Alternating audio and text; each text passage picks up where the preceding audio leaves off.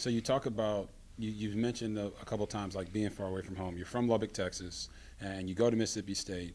Give us an example of like what that struggle was like, the mental side of it as well, because I think that's a big part of the game is it's mental health, but it's also just like the mental fight you have with yourself when you're in situations that maybe you're not used to or comfortable in. What's an example of something that you were really struggling with there? Yeah, it would be like so went there struggling with football, and like I wouldn't come home and have things like my mom, dad, brother to like get my mind off of football. And so I'd go back to the dorm, had homework, like all that stuff, but went back to the dorm and I was like, I need to go back to the facility and like throw some more, like get out of this slump. I need to like work harder, watch more film, like just like everything, like holding on to like every little thing that I can do better instead of just like honestly giving it to God and letting him just like take over. And I remember being so like uptight, worrying about like if I made a bad throw, like, oh no, like what did this coach think? Like that kind of stuff. Like just very like young stuff, right?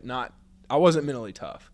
And so that was the biggest thing being far away from home was like I didn't have the things that I could get my mind off of football when I needed to get my mind off of football. There's a difference between like being focused and being locked in and like just being like consumed and like letting it almost like become an idol for you where it's just like this where it's forming bad habits and you're just getting worse and worse and worse and just going like this mentally.